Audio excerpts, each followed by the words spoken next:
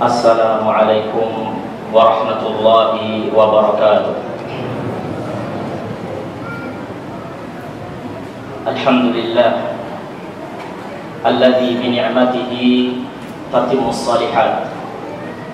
Walhamdulillahi ala kulli hal. Subhanaka la nuhsi thana'an 'alaika anta kama athnaita 'ala nafsik.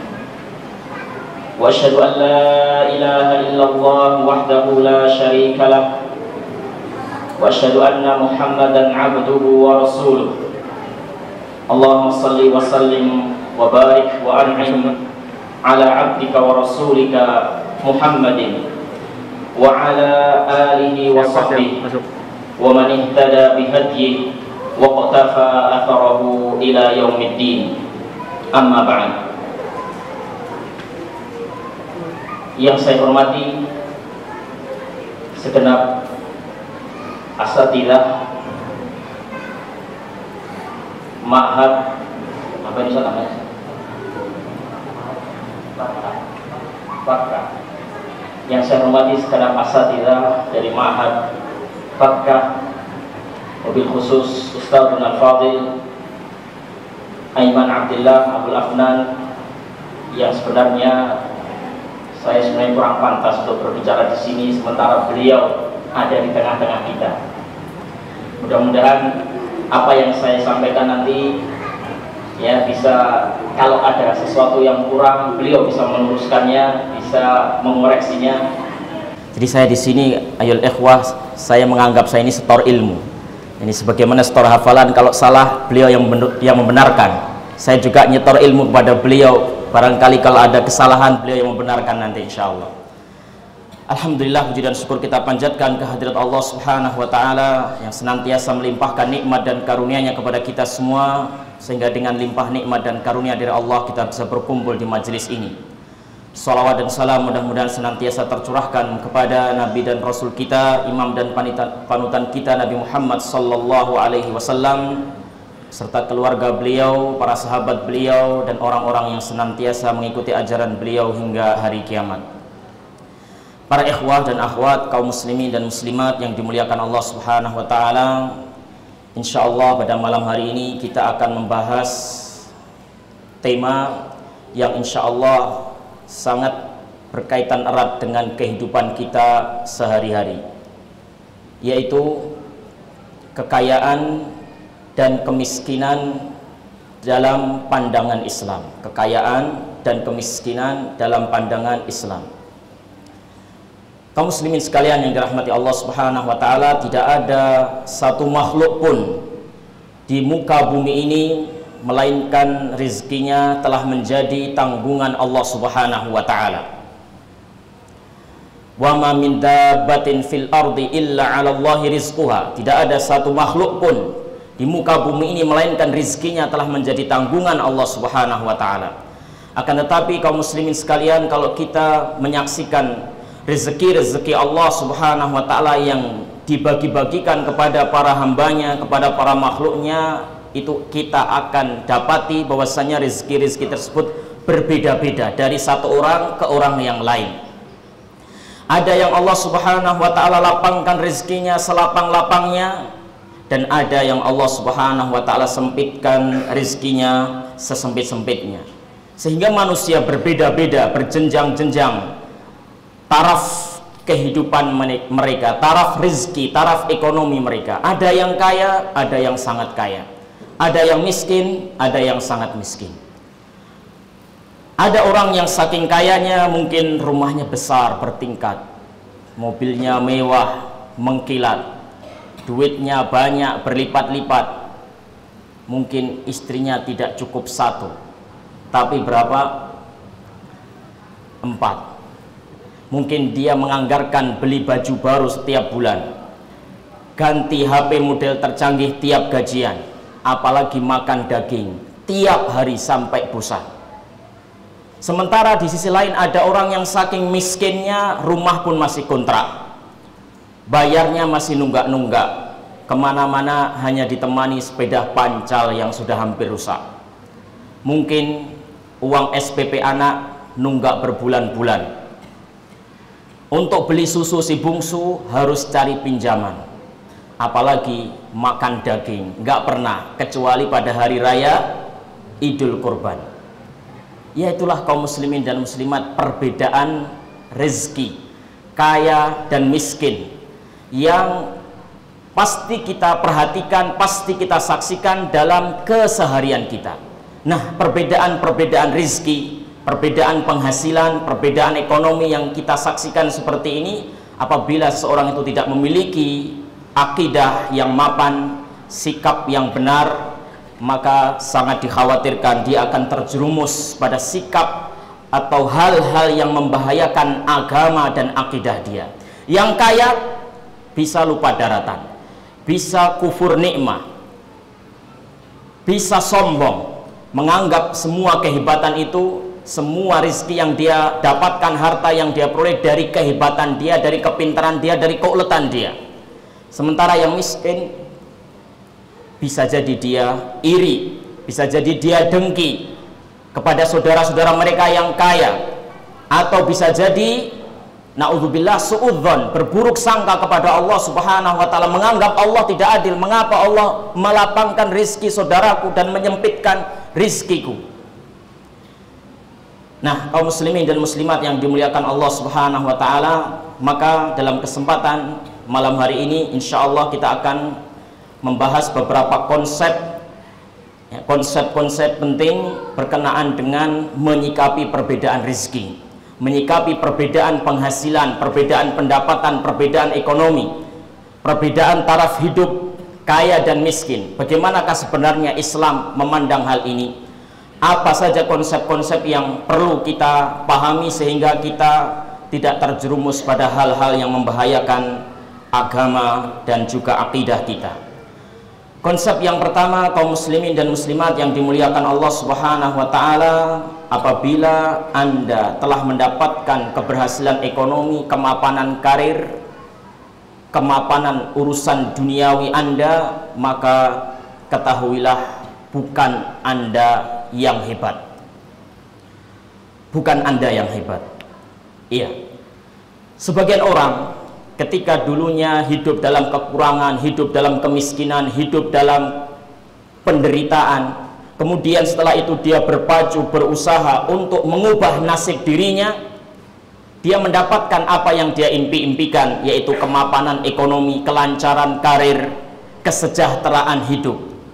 Setelah dia memperoleh apa yang selama ini dia impi-impikan, maka mereka berbeda-beda cara pandangnya di dalam mengalamatkan kesuksesan atau keberhasilan ini.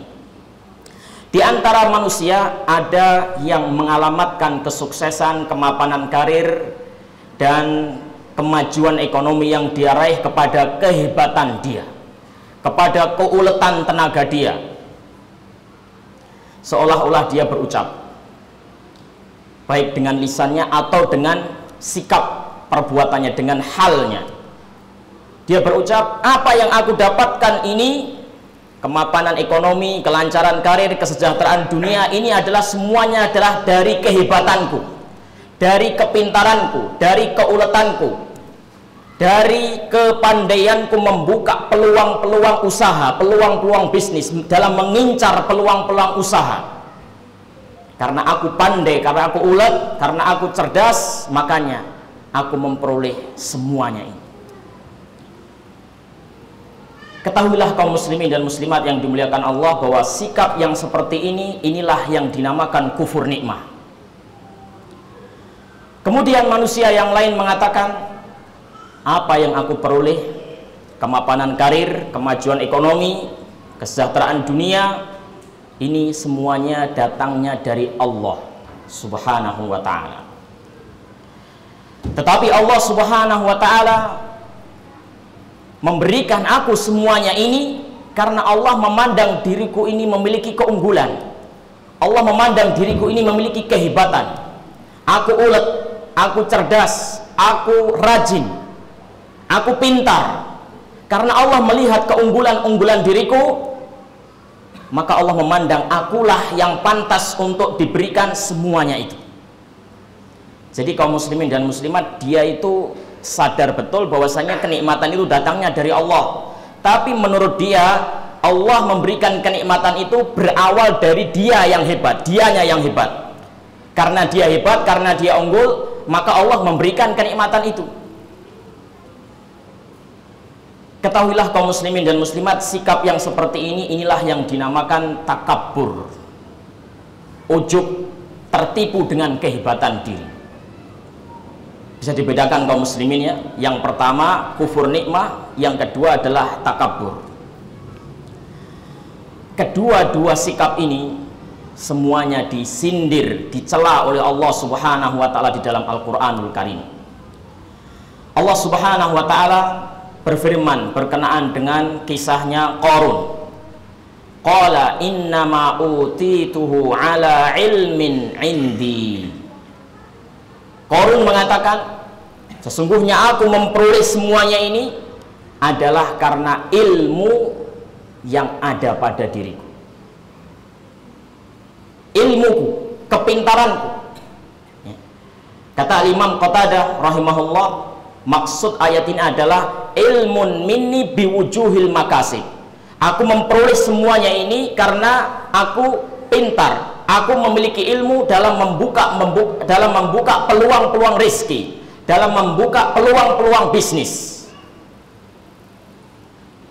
Kemudian di dalam ayat yang lain yaitu surat Az-Zumar, Allah Subhanahu wa taala berfirman, "Fa idza massal insana durrun da'ana, thumma idza khawwalnahu ni'matan minna qala innama utituhu ala ilm." Apabila manusia ditimpa kesusahan, maka dia berdoa kepada kami. Begitu kami memberikan kenikmatan dari sisi kami, maka dia mengatakan, qala innama utituhu ala ilm. Aku mendapatkan semua ini, diberikan ini semuanya karena ilmu. Kata Imam Mujahid rahimahullahu taala dan para mufassir yang lainnya, maksudnya di sini adalah ilmu Allah bi anni lahu ahlun. Allah memberikan aku semuanya ini karena pengetahuan Allah, ilmu Allah. Maksudnya Allah tahu bahwasanya diriku ini hebat, diriku ini cerdas, diriku ini unggul, sehingga Allah memberikan itu semuanya kepadaku. Jadi Allah Subhanahu wa taala mencela, menyindir dengan sindiran keras terhadap dua sikap tadi kaum muslimin dan muslimat. Yang pertama, sikap kufur nikmah disindir oleh Allah dalam surat Al-Qasas ayat 78. Kemudian yang kedua disindir oleh Allah dalam surat Az-Zumar ayat 49. Kemudian kalau kita sudah mengetahui bahwasanya yang pertama tadi dinamakan kufur, kemudian yang kedua dinamakan takabbur, lantas bagaimanakah syukur?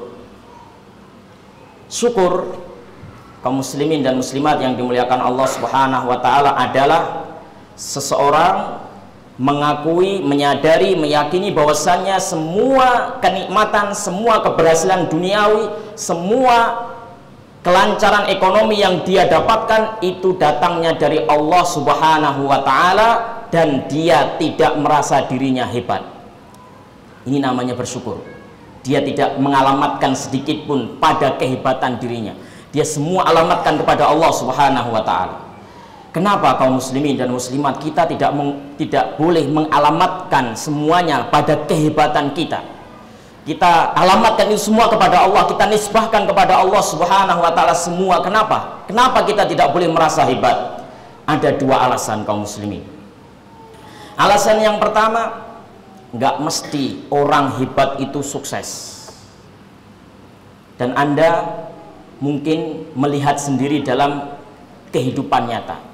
Ada orang pintar, ada orang ulet, namun karena Allah Subhanahu wa taala belum menghendaki dia berhasil, belum menghendaki dia sukses, dia pun tidak sukses. Mungkin ada pengusaha, ada seorang yang bergelut di dalam bidangnya, dia tidak terlalu cerdas, dia tidak terlalu pintar, tidak terlalu ulet. Tapi Allah Subhanahu wa taala menghendaki dia sukses, menghendaki dia berhasil, berhasil dia. Kalau di tempat saya di Jawa, itu ada pepatah orang Jawa yang masyhur, wong pinter kalah karo wong bejo. Di sini ada orang Jawa, Pak. Wong pinter kalah karo wong bejo. Maksudnya adalah di dalam persaingan hidup itu terkadang orang pintar kalah bersaing dengan orang bejo, orang yang beruntung. Walaupun orang yang beruntung ini nggak terlalu pintar, tapi Allah menghendaki dia berhasil. Demikianlah kalau Allah Subhanahu wa Ta'ala sudah menghendaki. Kemudian alasan yang kedua kenapa kita tidak boleh merasa diri kita hebat adalah karena kalaupun seandainya kita berhasil, seandainya kita mapan ekonomi, dikarenakan kehebatan-kehebatan yang kita miliki, ketahuilah kehebatan itu datangnya dari Allah juga. Datangnya dari Allah Subhanahu wa Ta'ala juga. Seorang dokter yang profesional, yang dia mendapatkan banyak duniawi dari profesinya ini, memang dia hebat, memang dia unggul, memang dia cerdas. Tapi dari mana datangnya kecerdasan tersebut? Allah Subhanahu wa Ta'ala. Kalau Allah Subhanahu wa Ta'ala menghendaki untuk mencabut kenikmatan otak itu, merusak otaknya, sekejap saja dia akan kehilangan itu semua. Dia akan kehilangan semua yang dia rasakan. Profesi yang selama ini dia banggakan, kecerdasan otak yang selama ini dia unggul-unggulkan, kalau sudah dirusak oleh Allah Subhanahu wa Ta'ala, sekejap saja Allah mampu merusaknya, sudah nggak ada yang dia banggakan. Seorang pengusaha yang besar usahanya, yang cabang usahanya ada di mana-mana, yang omsetnya miliaran, benar dia ulet, benar dia tekun, tapi dari mana dia bisa ulet? Dari mana dia bisa berusaha? Fisik. Allah memberikan fisik, kesehatan tubuh kepada dia, sehingga dia bisa berkarya, sehingga dia bisa mengukir prestasi, sehingga dia bisa ulet. Coba kalau Allah Subhanahu wa Ta'ala mencabut semuanya itu, Allah jadikan dia lumpuh, hanya bisa duduk di kursi roda, hanya bisa berbaring di tempat tidurnya, nggak bisa kemana-mana. Bisakah dia merasakan kebahagiaan, merasakan kemapanan ekonomi yang saat ini dia rasakan? Hilang semua itu. Ya, kalau Allah Subhanahu wa Ta'ala menghendaki dia sakit, hartanya bisa habis. Walaupun dia pintar, walaupun dia ulet, walaupun hartanya berapapun, Allah timpakan penyakit kepada dia, bisa habis dalam sekejap untuk berobat. Ini kaum muslimin dan muslimat yang dimuliakan Allah Subhanahu wa Ta'ala. Jadi kehebatan itu pun datangnya dari Allah Subhanahu wa Ta'ala. Wa ma bikum min ni'matin faminallah. Apapun nikmat yang kamu rasakan, apapun bentuknya, datangnya dari Allah Subhanahu wa Ta'ala. Kehebatanmu datangnya dari Allah. Engkau berhasil, engkau sukses, engkau dapat mencapai karir yang engkau idam-idamkan karena kehebatan yang Allah berikan kepada engkau. Jadi Allah Subhanahu wa Ta'ala lah yang hebat. Jadi Allah Subhanahu wa Ta'ala lah yang maha baik dan memberikan kehebatan kepada kita, yang itu menjadi sarana menuju kepada kesuksesan kita. Ini konsep yang pertama kaum muslimin dan muslimat. Berikutnya adalah konsep yang kedua. Konsep kedua adalah bahwasanya rezeki itu adalah milik Allah semata. Untuk membagi-bagikan kepada para hambanya, itu juga hak Allah Subhanahu wa Ta'ala semata, yang tidak ada satu makhluk pun yang bisa mencampurinya. Murni hak Allah Subhanahu wa Ta'ala. Allah Subhanahu wa Ta'ala berfirman di dalam surat Al-Isra ayat 30, Inna rabbaka yabsutur rizqa liman yasha'u wa yaqdir. Sesungguhnya Rabbmu melapangkan rizki siapa saja yang dia kehendaki dan menyempitkannya. Innahu kana bi'ibadihi khabiran basira. Sesungguhnya Allah maha mengetahui dan maha melihat terhadap hamba-hambanya. Dan Rasulullah Shallallahu Alaihi Wasallam mengajarkan kepada kita sebuah wirid yang kita baca setiap selesai kali sholat. Allahumma la mani'a lima a'tait wa la mu'tiya lima mana'at. Allahumma la mani'a lima a'tait. Ya Allah, tidak ada yang bisa menghalangi apa yang kau berikan. Wala mu'tiya lima mana'ta, dan tidak ada yang bisa memberi apa yang kau halangi. Apa yang engkau halangi, ya Allah, tidak ada yang bisa memberikan, dan apa yang kau berikan tidak ada yang bisa menghalangi. Diriwayatkan oleh Al-Imam Muslim dari Abu Hurairah radhiyallahu taala anhu bahwasannya para sahabat dari kalangan orang-orang miskin, dari kalangan kaum du'afa, pergi kepada Rasulullah sallallahu alaihi wasallam untuk mengadukan saudara-saudara mereka yang kaya.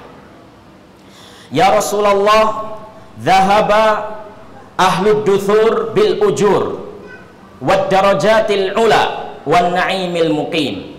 Wahai Rasulullah, saudara-saudara kami yang kaya memborong pahala yang banyak, memborong derajat yang mulia di sisi engkau. Yusalluna kama nusalli wa yasumuna kama nasum wa yatasaddaquna bifuduli amwalihim wa la najidu ma natasaddaqu bihi. Mereka sholat ya Rasulullah, kami orang-orang miskin juga sholat. Mereka berpuasa, kami orang-orang miskin juga berpuasa. Dalam hal ini insya Allah kita bisa sama. Tapi ya Rasulullah, mereka bisa bersedekah dengan kelebihan harta yang mereka miliki, sementara kita orang-orang fakir tidak mendapatkan apa yang bisa kami sedekahkan. Kata Rasulullah sallallahu alaihi wasallam, ala adullukum bisyai'in idza fa'altum adraktum man sabaqakum. Maukah aku tunjukkan kepada kalian suatu amalan yang kalau kalian mengamalkannya kalian akan bisa mengejar orang-orang kaya? Qalu bala ya Rasulullah, tentu saja kami mau ya Rasulullah. Apa itu? Kata beliau sallallahu alaihi wasallam, tusabbihun wa tuhammidun wa tukabbirun thalathan wa thalathin dubura kulli salat. Kalian bertasbih subhanallah, bertahmid alhamdulillah, bertakbir Allahu akbar setiap selesai kali sholat 33 kali. Luar biasa bahagianya orang-orang miskin ini mengerjakan amalan yang ditunjukkan oleh Rasulullah SAW. Maka mereka pun semangat mengamalkan. Mereka bertasbih, mereka bertahmid, mereka bertakbir setiap selesai kali sholat. Hingga suatu ketika orang-orang kaya tahu apa yang mereka amalkan. Akhirnya karena orang-orang kaya tahu ya ikut. Kenapa orang-orang miskin ini kok rajin sekali bertasbih, bertahmid, bertakbir? Saya ikut-ikutan. Akhirnya orang-orang miskin ini datang kembali kepada Rasulullah sallallahu alaihi wasallam. Ya Rasulullah, alima ikhwanuna al-aghniya ma fa'alna fa'amilu mithla ma fa'alna. Ya Rasulullah, saudara-saudara kami orang-orang kaya tahu apa yang kami amalkan. Kemudian mereka pun ikut-ikutan mengerjakan apa yang kami amalkan ya Rasulullah. Jadi mereka tetap mengungguli kami. Apa jawab Rasulullah sallallahu alaihi wasallam? Sebuah jawaban yang sangat berarti, yang sangat mendalam sekali. Pelajaran bagi para sahabat yang bertanya ini dan sekaligus pelajaran untuk kita semua yang hadir di sini. Beliau bersabda, dzalika fadlullahi yu'tihi may yasha wallahu dzul fadlil azim. Itulah karunia Allah, itulah anugerah Allah yang Allah Subhanahu wa taala berikan kepada siapa saja yang Allah Subhanahu wa taala kehendaki. Wallahu dzul fadlil azim. Dan Allah memiliki karunia yang sangat luas, karunia yang sangat agung. Kalau kita memahami akan hal ini kaum muslimin dan muslimat, apa yang akan kita irikan? Apa yang membuat kita dengki? Kita mau iri, mau dengki seperti apapun tidak akan bisa merubah apa yang telah menjadi ketetapan Allah Subhanahu wa taala. Yang ada adalah menambah sakit hati, menambah capek dan seterusnya. Kalau kita ingin iri kaum muslimin dan muslimat yang dimuliakan Allah Subhanahu wa taala, perhatikanlah, contohlah irinya para sahabat. Para sahabat yang miskin iri kepada orang-orang yang kaya. Tapi perhatikan apa yang mereka irikan. Apakah orang-orang miskin ini iri kepada orang-orang kaya karena orang-orang kaya bisa tidur di kasur yang empuk sementara orang miskin tidak bisa? Atau apakah karena orang-orang kaya ini bisa naik kendaraan yang mewah sementara orang miskin tidak bisa? Ataukah karena orang kaya bisa makan makanan yang lezat sementara orang miskin tidak bisa? Bukan itu yang mereka irikan. Yang mereka irikan adalah orang kaya bisa bersedekah dengan kelebihan rizki yang ada pada diri mereka, sementara orang miskin tidak bisa. Inilah iri yang insya Allah bermanfaat, karena dengan iri semacam ini setidaknya ada niatan, kalau saya punya harta seperti hartanya fulan, saya akan bersedekah seperti sedekahnya fulan. Ini insya Allah bermanfaat, dicatat sebagai pahala niat yang seperti ini. Makanya la hasada illa fitnain, tidak ada hasad kecuali pada dua orang. Rajulun a'tahullahul mal fahuwa yatasaddaqu ana al-lail, wa rajulun a'tahul quran fahuwa qama bihi ana al-lail wan nahar. Tidak ada iri kecuali kepada dua orang. Yang pertama adalah orang yang Allah berikan kepadanya harta, kemudian dia menginfakkannya fisabilillah siang dan malam. Dan yang kedua adalah orang yang Allah berikan kepada dia ilmu Al-Quran, kemudian dia menegakkan ilmu tersebut siang dan malam. Ini iri yang dibenarkan. Dan ini bukan iri sebenarnya, namanya adalah ghibthah. Namanya adalah apa? Ghibthah. Ini yang dibenarkan, karena ini akan memacu kita semangat. Rasulullah Shallallahu Alaihi Wasallam mengajari kita bagaimana supaya kita tidak gampang iri, tidak gampang dengki kepada orang yang hidupnya lebih mapan daripada kita. Di dalam sebuah hadis yang sahih dikeluarkan oleh Imam Muslim dari Abu Hurairah radhiyallahu taala anhu, Rasulullah Shallallahu Alaihi Wasallam bersabda, "Unzuru ila man huwa asfala minkum, wala tanzuru ila man huwa fawqakum, fa innahu ajdaru alla tazdaru nikmatallahi alaikum." Lihatlah, kata Rasulullah, lihatlah orang yang berada di bawah kalian, yang ekonominya lebih buruk daripada kalian, yang kurang beruntung daripada kalian. Jangan melihat orang yang berada di atas kalian, yang lebih mapan ekonominya daripada kalian, karena dengan melihat seperti itu, kalian itu tidak akan bisa menghargai nikmat Allah Subhanahu wa Ta'ala. Kalau kalian melihat ke atas terus, tidak akan pernah bisa bersyukur. Yang ada adalah kurang. Sudah banyak, kalau melihat orang yang lebih banyak, kurang. Dan kaum muslimin dan muslimat yang dimuliakan Allah Subhanahu wa Ta'ala,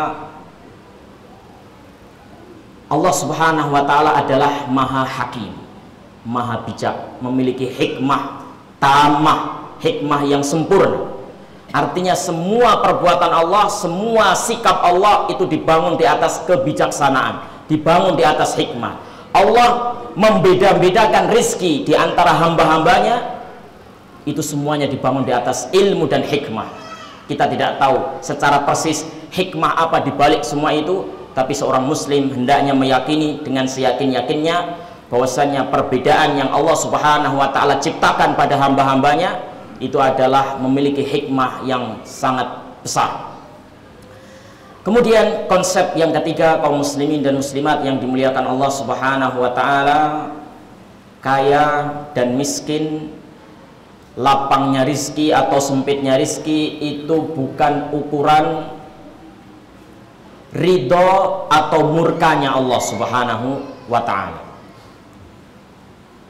Lapang dan sempitnya rizki bukan ukuran ridho dan murkanya Allah Subhanahu wa Ta'ala.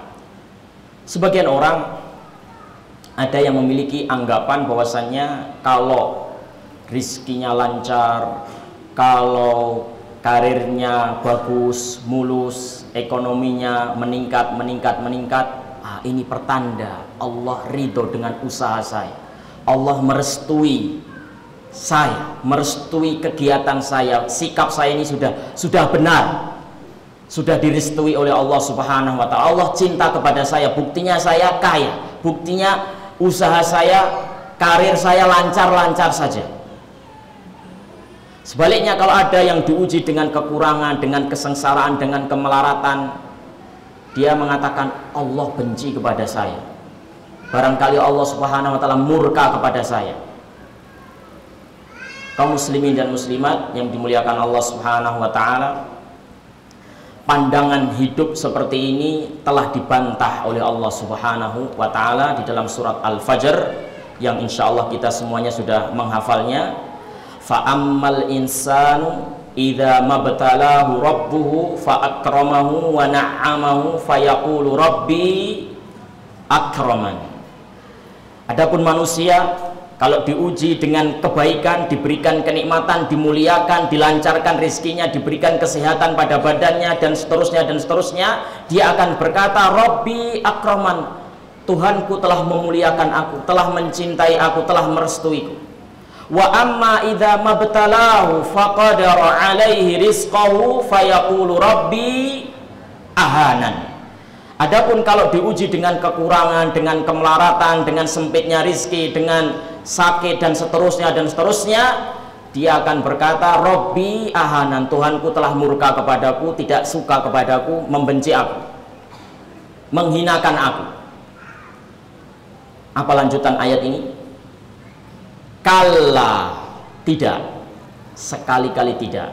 Kata Al-Imam Ibnu Katsir rahimahullahu taala dalam tafsir beliau, ya, tidak seperti itu cara pandang yang benar, itu enggak seperti itu. Tapi ukuran murka dan ridhonya Allah Subhanahu wa taala itu adalah ketaatan. Semakin orang itu taat kepada Allah Subhanahu wa taala, maka semakin Allah cinta kepadanya, meskipun dia kadang ekonominya susah. Dan semakin jauh orang itu dari Allah Subhanahu wa taala, semakin durhaka, maka Allah semakin benci kepada orang ini, meskipun bisa jadi dia hidupnya bergelimang dengan materi. Kalau bapak dan ibu pengen melihat bukti yang lebih nyata masalah ini, mari kita lihat potret hidup orang-orang yang kaya dan miskin. Ada di antara hamba Allah Subhanahu wa taala yang soleh, hamba pilihan, kemudian dilapangkan rezekinya oleh Allah Subhanahu wa taala. Contohnya adalah Nabiullah Sulaiman. Beliau adalah hamba pilihan Nabi Allah Subhanahu wa taala, dan beliau diberikan kelapangan rezeki oleh Allah Subhanahu wa ta'ala.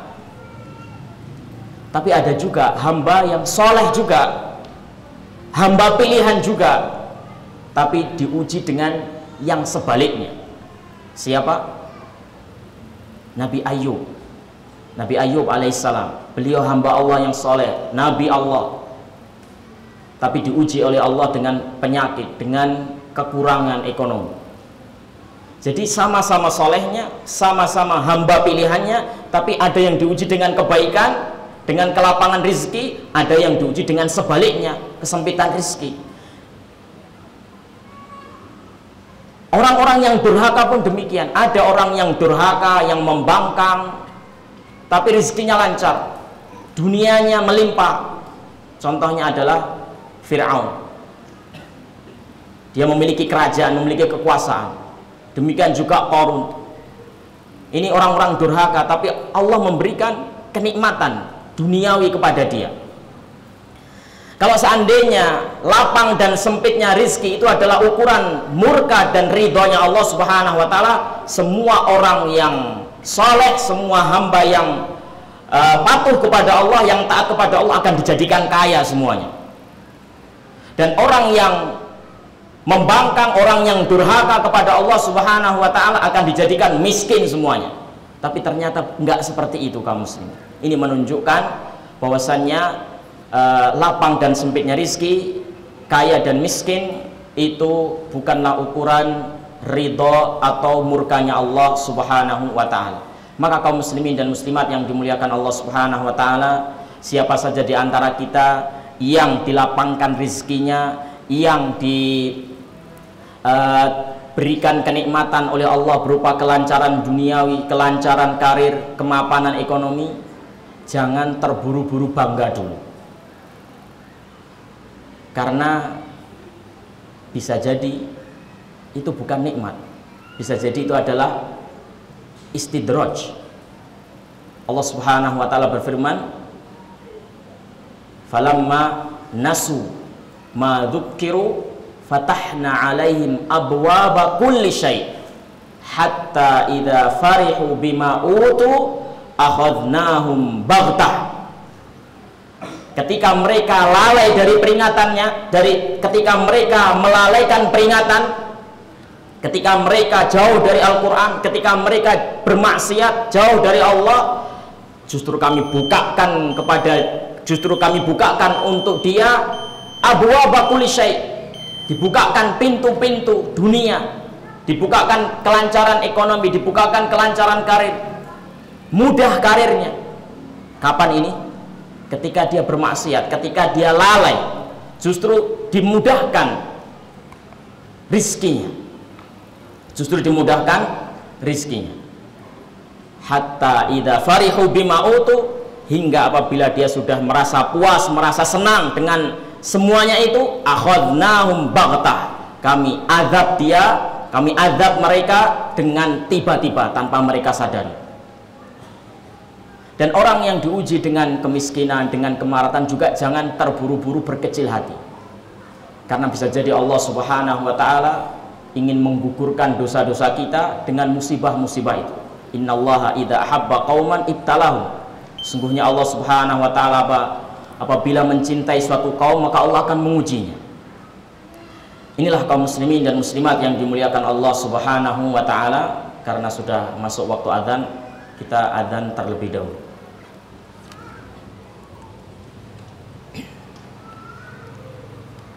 Alhamdulillahirabbil alamin, wassalatu wassalamu ala asyrafil anbiya'i wal mursalin nabiyina Muhammadin, amma ba'd. Kaum muslimin dan muslimat yang dimuliakan Allah Subhanahu wa taala, kita lanjutkan kembali pembahasan kita. Tadi sebelum adzan kita telah menyampaikan konsep yang keberapa? Konsep yang ketiga. Berikutnya adalah konsep yang keempat. Konsep yang keempat, kaum muslimin dan muslimat yang dimuliakan Allah Subhanahu wa taala, lapang dan sempitnya rizki, kaya atau miskin, itu bukan ukuran kesuksesan. Sebagian manusia melihat kekayaan dan kemiskinan itu ukuran kesuksesan. Kalau ada orang yang mapan ekonominya, lancar karirnya, gajinya banyak, omsetnya besar, dia akan berkomentar, dia sudah sukses. Sebaliknya, kalau ada orang yang diuji dengan kemelaratan, diuji dengan kekurangan dan sebagainya, orang akan berkomentar, dia gagal hidup ini. Padahal Rasulullah Sallallahu Alaihi Wasallam tidak mengajari kita untuk memandang dengan cara pandang seperti itu. Lantas bagaimana kaum muslimin dan muslimat cara pandang yang diajarkan oleh Rasulullah Sallallahu Alaihi Wasallam di dalam melihat kesuksesan? Ukuran sukses dan gagal itu apa?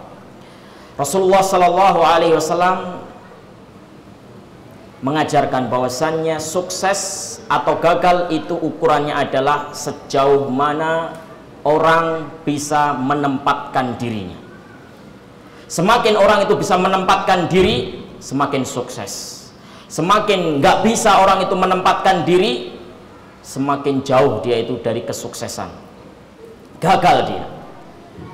Apa maksudnya menempatkan diri? Menempatkan diri maksudnya adalah ketika dia mendapatkan nikmat, dia bisa bersyukur. Ketika diuji dengan musibah, dia bisa bersabar. Rasulullah Sallallahu Alaihi Wasallam bersabda di dalam sebuah hadis yang diriwayatkan oleh Imam Muslim dari sahabat Suhaib radhiyallahu taala anhu, qala Rasulullah Sallallahu Alaihi Wasallam, ajaban li amril mu'min, inna amrahu kullahu lahu khair. Sungguh mengherankan, sungguh aneh perkaranya orang-orang yang beriman. Aneh, ajaib. Semua perkara yang dihadapi dalam hidupnya itu semuanya baik. Nggak ada istilah rugi dalam kamus hidupnya seorang mukmin. Bagaimana itu? Idza asabathu sarra syakara fakana khairan lahu wa idza asabahu dharra sabara fakana khairan lahu. Kalau seorang mukmin mendapatkan kenikmatan, mendapatkan kelapangan rizki, mendapatkan sesuatu yang mencocoki nafsunya, mencocoki jiwanya, dia bisa bersyukur. Maka syukurnya ini baik untuk dia. Kalau dia diuji dengan kekurangan, dengan kemelaratan, dengan penderitaan, dengan kemiskinan, dan semisalnya, dia bisa bersabar. Sabarnya ini juga baik. Jadi orang kaya baik, jadi orang miskin juga baik. Subhanallah. Walaisa dzalika illa lil mu'min, kata Rasulullah sallallahu alaihi wasallam, enggak ada makhluk yang ajaib seperti ini kecuali seorang mukmin. Yani enggak ada orang yang ketika mendapatkan nikmat bisa bersyukur dan ketika mendapatkan musibah bisa bersabar kecuali seorang yang memiliki bekal iman. Syekh Muhammad ibn Shalih Al-Utsaimin rahimahullah ketika menjelaskan hadis ini di dalam syarah Riyadhus Shalihin mengatakan, manusia itu siapapun dia tidak lepas dari takdir Allah Subhanahu wa taala. Dan takdir Allah Subhanahu wa taala itu tidak lepas dari dua kemungkinan, takdir baik dan takdir buruk. Takdir baik seperti mendapatkan kenikmatan, mendapatkan kesehatan, mendapatkan kelancaran karir, mendapatkan kemapanan ekonomi, takdir baik. Takdir buruk seperti sakit, sempit ekonomi, dan sebagainya. Ini apa yang kita hadapi itu nggak lepas dari dua ini, Bapak dan Ibu, nggak lepas dari dua ini saja. Dan manusia di dalam menghadapi dua kemungkinan ini, dua kemungkinan hidup ini pun terbagi menjadi dua. Kelompok yang pertama, manusia yang pertama adalah mukmin, hamba mukmin.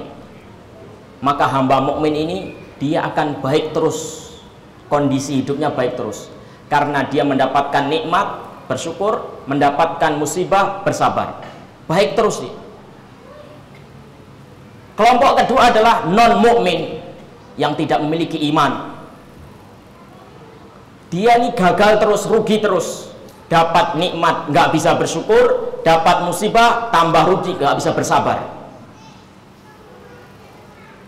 Mungkin kita bertanya kaum muslimin dan muslimat, ada orang non-muslim tapi dia bersedekah, dia rajin membantu kegiatan-kegiatan sosial, masa seperti ini nggak dikatakan bersyukur? Kata Rasulullah Shallallahu Alaihi Wasallam tadi apa? Nggak ada yang bisa bersyukur ketika mendapatkan nikmat kecuali hamba mukmin. Tapi kenyataannya ada hamba yang non-mukmin, non-muslim, dia bisa bersedekah, dia bisa membantu kegiatan-kegiatan sosial. Apa ini nggak dinamakan bersyukur? Apa jawabnya Bapak dan Ibu yang dimuliakan Allah Subhanahu wa taala?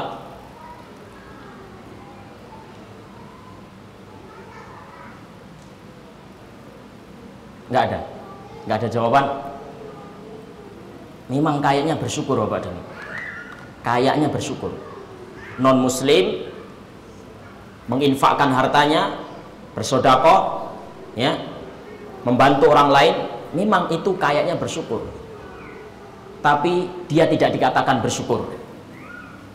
Kenapa nggak dikatakan bersyukur? Karena hakikat syukur yang sebenarnya Anda berterima kasih kepada Allah Subhanahu wa taala yang memberikan nikmat. Anda diberi nikmat oleh Allah Subhanahu wa taala, kemudian Anda berterima kasihnya kepada Allah. Itu namanya bersyukur. Nah, non-muslim dia sedekah untuk siapa? Dia menginfakkan hartanya untuk siapa? Membantu kegiatan-kegiatan sosial untuk siapa? Sama sekali tidak ditujukan kepada Allah Subhanahu wa taala. Ya, tentunya kepada sesembahan-sembahan mereka, kepada Tuhan-Tuhan mereka. Maka meskipun dia kayaknya syukur, tapi itu bukan syukur. Jadi tetap orang yang bisa bersyukur, bisa bersabar itu hanya kaum mukminin saja. Semakin banyak bekal iman seseorang semakin mudah dia untuk bersyukur dan bersabar. Semakin sedikit bekal keimanan seorang, semakin susah dia untuk bersabar dan untuk bersyukur. Kemudian yang kelima, konsep yang kelima, kaum muslimin dan muslimat, lapang dan sempitnya rizki bukan ukuran kenikmatan. Bukan ukuran kenikmatan. Saya tidak mengingkari ada orang kaya, hartanya banyak, penghasilannya banyak, kemudian dengan itu semua dia bisa merasakan kenikmatan. Dia bisa bersedekah, kemudian dia merasakan kepuasan batin. Dia bisa naik haji dengan hartanya, dengan naik haji tersebut dia bisa merasakan kepuasan, bisa beribadah kepada Allah Subhanahu wa taala, menunaikan rukun Islam yang kelima. Kita tidak mengingkari itu. Tapi Bapak dan Ibu yang dimuliakan Allah Subhanahu wa taala, tidak mesti orang semakin kaya berarti semakin bahagia. Semakin sedikit kekayaannya, semakin sedikit hartanya, semakin melarat, semakin sengsara. Nggak mesti. Kenapa demikian kaum muslimin dan muslimat? Karena kekayaan itu ternyata ada dua, dan kemiskinan pun juga ada dua. Ada kaya harta, ada kaya hati. Ada miskin harta, ada juga miskin hati. Sebagaimana yang disabdakan oleh Rasulullah Sallallahu Alaihi Wasallam ketika bertanya kepada Abu Dzar Al-Ghifari, ya Abu Dzar, atadhunnu anna kathratal mal huwal ghani, anna kathratal mal huwal ghina, wa qillatul mal huwal faqr. Wahai Abu Dzar, apakah kamu menyangka bahwasanya banyaknya harta itu adalah kekayaan, dan kamu menyangka bahwasannya sedikitnya harta itu adalah kemiskinan? Kata Abu Dzar, na'am. Kata Rasulullah sallallahu alaihi wasallam, la, tidak.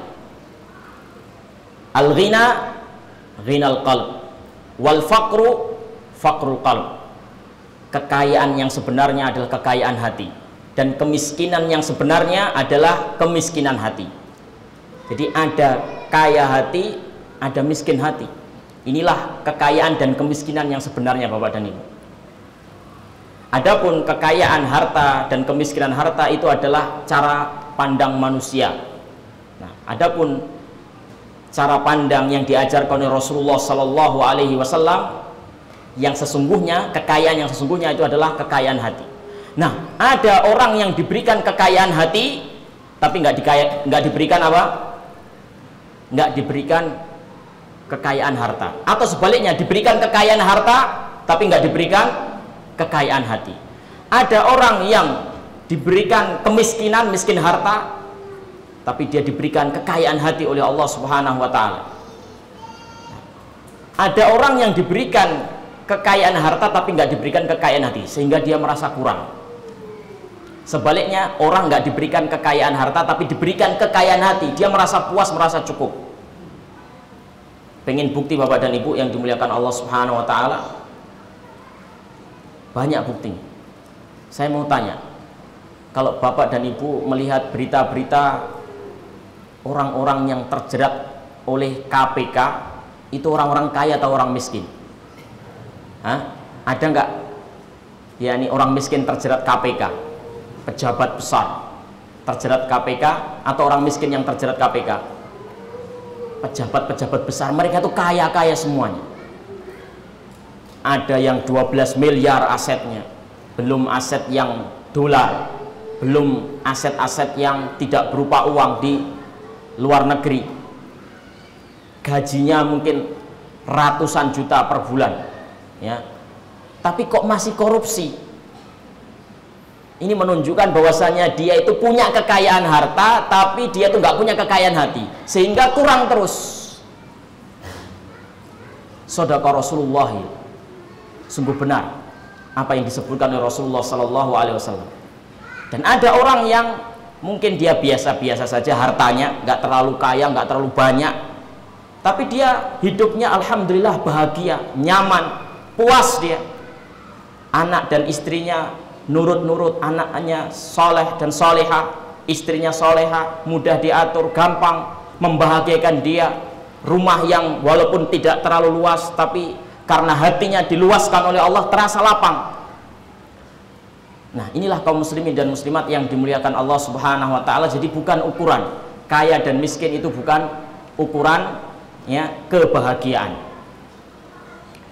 Nah, setelah kita membicarakan konsep demi konsep, yang pertama, yang kedua, yang ketiga, yang keempat, dan yang kelima, maka kita bisa menarik kesimpulan bahwasannya lapang dan sempitnya rizki, kaya dan miskin itu bukan ukuran kehebatan seseorang, bukan ukuran ridho dan murkanya Allah Subhanahu wa taala, bukan ukuran kesuksesan seseorang, bukan ukuran kebahagiaan seseorang. Kalau ternyata bukan ini, bukan itu, terus apa sebenarnya? Kekayaan dan kemiskinan itu hakikatnya apa? Inilah konsep yang terakhir, yaitu konsep yang keenam. Kekayaan dan kemiskinan, lapang dan sempitnya rizki, pada hakikatnya itu semuanya adalah fitnah, ujian, kawan.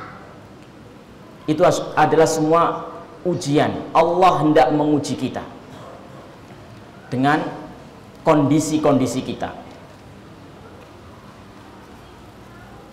Wa nabluukum bisyarri wal khairi fitnah, dan kami akan menguji kalian dengan kebaikan dan dengan keburukan, dengan kelapangan rizki, dengan kesempitan rizki, dengan sehat, dengan sakit, dengan banyaknya pemasukan duniawi, dengan sedikitnya pemasukan duniawi. Kami akan uji kalian dengan berbagai macam keadaan. Fitnatan, sebagai bentuk ujian, sebagai bentuk cobaan untuk kalian. Oleh karena itu Nabiullah Sulaiman alaihissalam mengucapkan sebuah ucapan yang sangat bagus sekali, yang hendaknya kita tanamkan di dalam jiwa kita, yaitu sebuah ucapan yang diabadikan oleh Allah Subhanahu wa taala di dalam surat An-Naml ayat 40. Hadza min fadli rabbi liyabluwani aashkuru am akfur. Jadi Nabi Sulaiman alaihissalam ketika melihat kenikmatan-kenikmatan yang Allah berikan kepada beliau, beliau mengatakan, hadza min fadli rabbi. Ini semuanya adalah karunia dari Rabbku untuk mengujiku apakah aku bersyukur ataukah aku kufur. Alangkah baiknya kalau kita semuanya menerapkan ucapan ini dalam semua keadaan kita. Yang dinaikkan karirnya, dilancarkan karirnya oleh Allah, ditinggikan jabatannya, jangan lupa untuk menerapkan ucapan Nabi Sulaiman ini. Hadza min fadli rabbi, naiknya jabatan, ya, naiknya jabatanku, menaiknya karirku, meningkatnya karirku ini adalah fadlu rabbi, karunia dari Rabbku untuk mengujiku apakah aku syukur ataukah aku kufur.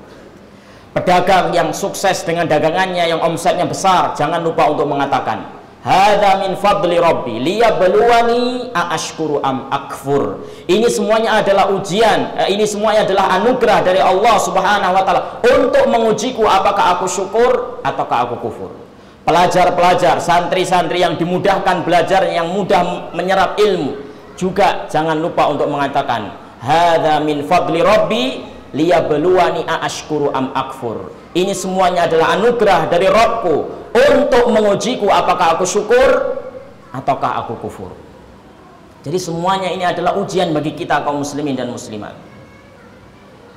Nah, kaum muslimin dan muslimat, kalau kita melihat kaidah yang terakhir ini, konsep yang terakhir bahwasannya lapang dan sempitnya rizki itu adalah ujian, mungkin ada di antara kita yang berkomentar, kalau ternyata sempit dan lapangnya rizki itu adalah ujian, semuanya adalah diuji oleh Allah Subhanahu wa taala, enak yang diuji dengan kekayaan dong, ya kan? Yang diuji dengan kekayaan dituntut untuk bersyukur, ya. Dia akan dikatakan lulus uji kalau dia syukur. Adapun yang diuji dengan kekurangan, dengan kemelaratan, dia dituntut untuk sabar, dia akan dikatakan lulus uji kalau dia bisa bersabar. Kalau cuma bersyukur enak, yang berat itu bersabar. Kalau itu semuanya adalah sama-sama diuji, berarti enak yang diuji dengan kekayaan. Mungkin orang mengambil komentar seperti itu. Tapi saya katakan kaum muslimin dan muslimat, jangan terburu-buru mengambil kesimpulan seperti ini. Karena ternyata kekayaan itu tidak gampang. Ujian berupa kekayaan, ujian berupa melimpahnya harta, ujian berupa kelancaran karir, mapannya ekonomi, itu bukan ujian yang mudah. Bahkan Rasulullah Shallallahu Alaihi Wasallam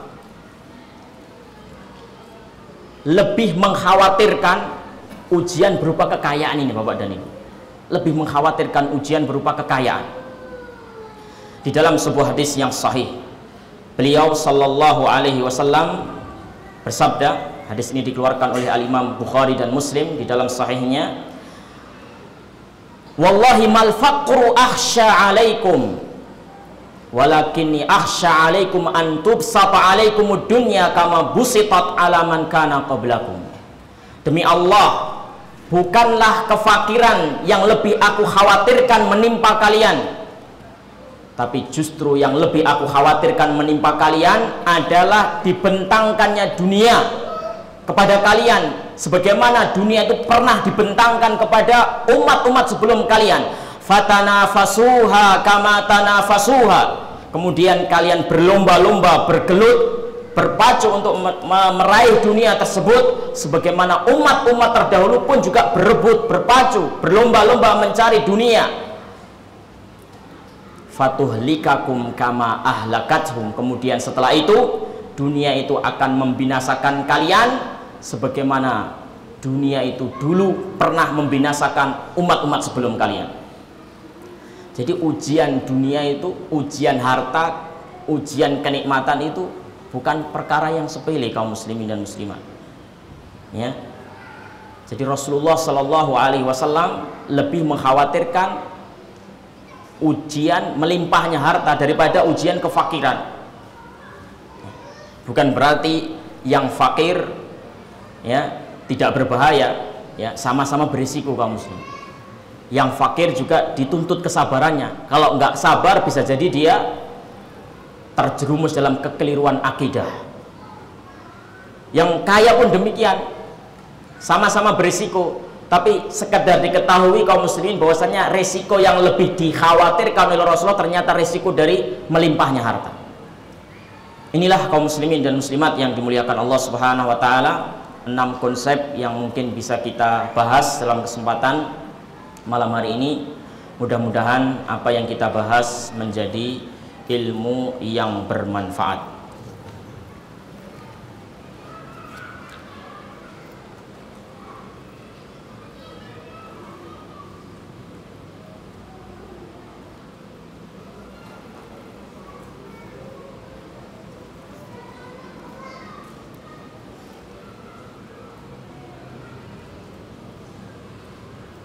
Telah dijelaskan bahwasanya ridho dan murkanya Allah Subhanahu wa taala bukan bahwasanya ridho dan murka bukan dilihat dari kaya dan miskin. Pertanyaan, apakah kaidah ini bisa dimasukkan di dalam masalah ilmu? Contoh, seseorang diberikan ilmu lebih dari yang lain, ya. Jadi ada orang yang diberikan kecerdasan, ya. Apakah ini bisa dimasukkan dalam kaidah kita? Iya. Ada orang yang berilmu, yang cerdas. Mungkin dia, bahkan kecerdasan ini bukan main-main, kecerdasan dalam ilmu agama, Bapak dan Ibu. Kecerdasan dalam ilmu agama. Dia hafal Quran, dia hafal hadis, dia sekolah agama sampai S1, S2, S3 bahkan. Tapi Anda pernah nggak menjumpai orang seperti ini justru pikirannya berbalik, mendukung pemikiran-pemikiran sesat, mendukung Syiah, mendukung liberal? Apakah ini pertanda dia dicintai oleh Allah Subhanahu wa taala? Mentang-mentang ilmunya tinggi? Nggak mesti, Bapak dan Ibu. Ya. Nggak mesti. Nah, wallahu taala.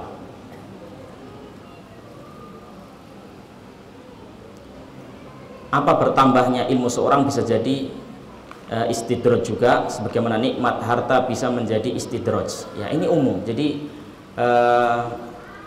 masalah nikmat itu bisa berupa materi harta, ya, bisa juga masalah ilmu. Nah, bisa jadi wallahu taala alam. Makanya kita harus pandai-pandai melihat diri kita, introspeksi, muhasabatun nafs. Apabila seorang mendapatkan rezeki dan dia mentraktir teman atau keluarga, apakah itu termasuk sedekah? Iya. Dia mendapatkan kenikmatan dari Allah Subhanahu wa taala, wujud dari nikmat itu dia wujudkan, ya, untuk mentraktir temannya. Enggak apa-apa seperti ini, wallahu taala alam. Bagaimana sebenarnya kehidupan Rasulullah? Beliau orang kaya harta dan kaya hati, atau beliau sepanjang hidupnya adalah miskin harta dan tetap kaya hati? Nah, ini menjadi perdebatan panjang di kalangan para ulama, ya. Mana yang lebih baik, kaya syukur atau miskin sabar? Ada yang mengatakan kaya bersyukur itu yang lebih baik daripada miskin bersabar, ya, karena Rasulullah Shallallahu Alaihi Wasallam kaya. Rasulullah Shallallahu Alaihi Wasallam pernah kurban unta, jumlahnya berapa? 100 ekor unta pada saat hajatul wada, pada saat haji perpisahan, haji terakhir, pertama dan terakhir. Rasulullah kurbannya berapa? 100 ekor unta. Kalau dirupiahkan berapa Ustaz? 3 miliar kalau nggak salah, 3 miliar. Ini kaya atau miskin kaum muslimin dan muslim? Ya, kaya atau miskin? Kaya. Tapi di dalam hadis yang lain Rasulullah Shallallahu Alaihi Wasallam juga disebutkan bahwasannya beliau itu meninggal dalam keadaan baju besinya tergadekan untuk membeli makanan. Digadekan baju besinya kepada salah seorang Yahudi. Dan perdebatan para ulama panjang, ini mana yang lebih baik, syukur atau sabar, kaya yang bersyukur atau miskin yang sabar. Di antara dalil yang digunakan untuk mendukung, yakni pendapat bahwasanya kaya yang bersyukur itu lebih baik adalah hadis yang tadi kita sebutkan, bahwasanya orang-orang miskin itu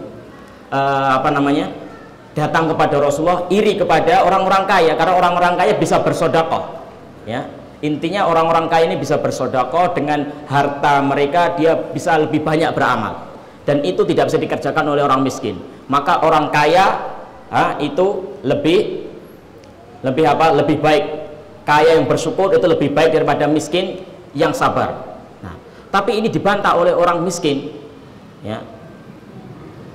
Jangan kamu merasa bahwasanya sedekah itu hanyalah kekhususan Anda, wahai orang-orang kaya, ya. Kita dengan keterbatasan kita juga bisa bersedekah menyertai kalian. Bahkan apabila kami bersedekah itu ganjarannya lebih besar karena pengorbanan kami untuk bersedekah itu luar biasa.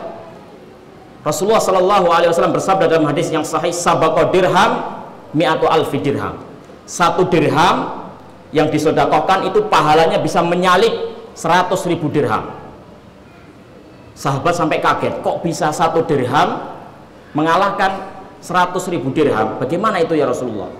Rajulun indahu dirhaman, kata Rasulullah. Ada orang punya 2 dirham saja, punya 20.000, kemudian disodakohkan 10.000.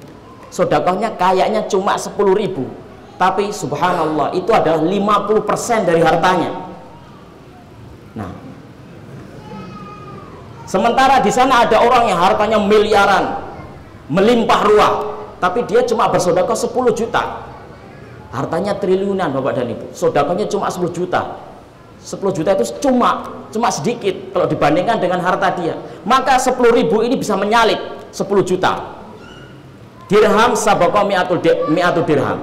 1 dirham bisa menyalip 100.000 dirham. Jadi orang kaya, orang miskin pun nggak kalah.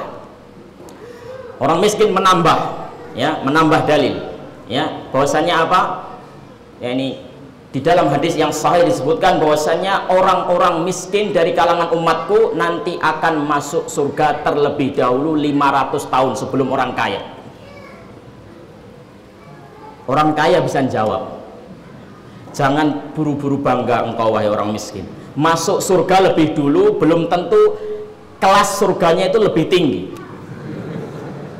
Nah, jadi orang kaya benar dia terlambat karena dia sibuk ngurusi hartanya, hisab terhadap hartanya itu panjang. Dia sodakoh ke sini, dia sodakoh ke situ, itu diperhitungkan. Itulah yang membuat dia terlambat. Bisa jadi setelah dia terlambat, dia nanti akan ditempatkan di surga kelasnya lebih tinggi daripada kelasnya orang miskin. Intinya nggak ada selesainya, Bapak. Ini banyak hadis yang mendukung orang kaya yang syukur, dan juga banyak hadis yang mendukung orang miskin yang sabar. Pendapat yang dirojihkan oleh Al-Imam Ibnul Qayyim rahimahullah ta'ala, dan juga dirojihkan oleh guru beliau Syekhul Islam Ibnu Taimiyah, ya, adalah bahwasannya untuk melihat mana yang lebih mulia di sisi Allah Subhanahu wa ta'ala itu bukan dilihat dari kaya atau miskin, tapi inna akramakum indallahi atqakum, yang paling mulia di antara kalian di sisi Allah Subhanahu wa ta'ala adalah yang paling bertakwa. Jadi kalau ada orang miskin sabar, ada orang kaya bersyukur, itu sama-sama baik kalau takwanya sama, ya. Kalau si kaya takwanya lebih besar, dia yang lebih utama. Kalau yang miskin yang memiliki takwa lebih besar, ya, dia yang lebih utama. Dan subhanallah, ini menunjukkan maha adilnya Allah Subhanahu wa ta'ala. Sangat adil Allah Subhanahu wa ta'ala. Jadi orang kaya bisa meraih keutamaan di sisi Allah, orang miskin pun bisa. Kaya dan miskin sama-sama bisa masuk surga. Ini sekaligus saya ucapkan untuk membantah sebuah ucapan yang mungkin Bapak dan Ibu pernah mendengarnya di sebuah buku yang sangat tenar sekali. Dia mengatakan, penulis buku tersebut mengatakan, kaya itu wajib, miskin haram. Ada, saya pernah membaca artikel semacam itu, bahkan buku diterbitkan seperti itu. Orang miskin disuruh bertobat, nah, dari kemiskinannya. Mungkin yang lebih tepat adalah kita semuanya diperintahkan untuk berusaha, ya. Kita semuanya berusaha. Adapun nanti hasil usaha tersebut kayakah atau miskinkah, maka itu adalah urusan Allah Subhanahu wa ta'ala. I'malu, kita pokoknya bekerja, kita berusaha. Ihris ala ma yanfa'u, bersemangatlah terhadap segala sesuatu yang memberikan manfaat kepada kalian. Ya, mungkin ini saja yang bisa. Ya.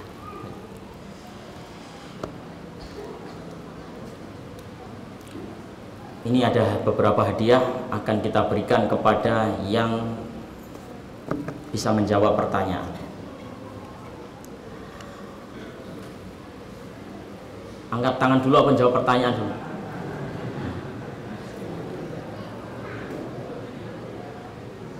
Siapa yang bisa mengulangi 6 poin secara ringkas, 6 poin yang kita sebutkan tadi? Silakan. Nggak ada yang berani. Ya, silakan berdiri atau nggak usah, duduk aja. Hah? Nah, baik.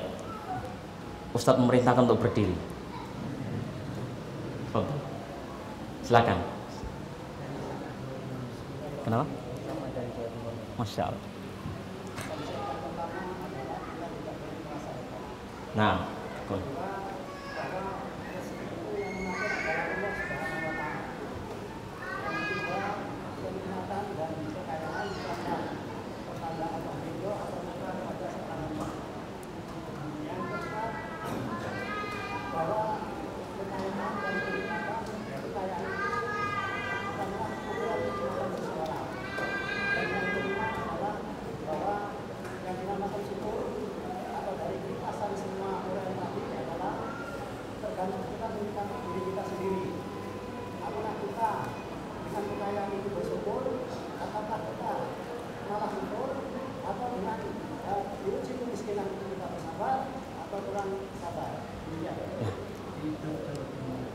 baik, alhamdulillah. Sedikit kurang tepat tapi sudah, nggak apa-apa.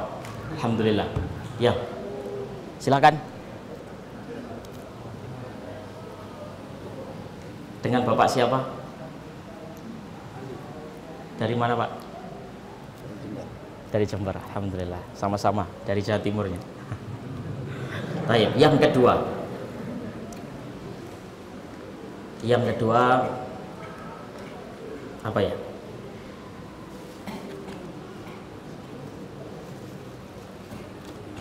Pertanyaan yang kedua,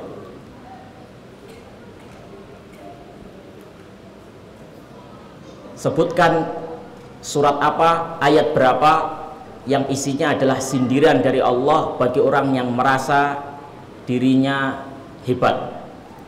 Tadi saya membawakan 2 ayat, terserah mau sebutkan yang mana.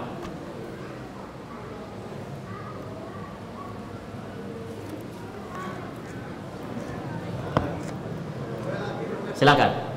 Yang lain. Silakan yang di belakang tiang.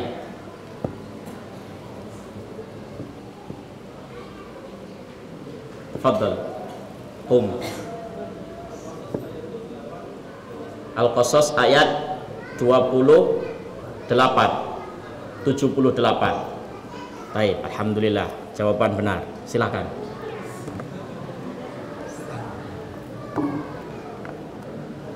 Satu lagi pertanyaan.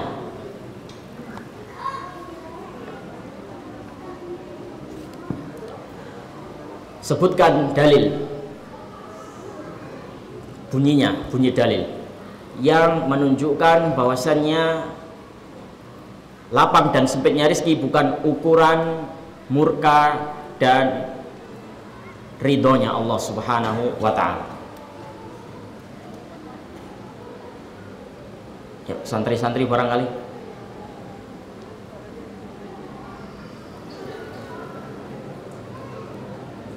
Silakan.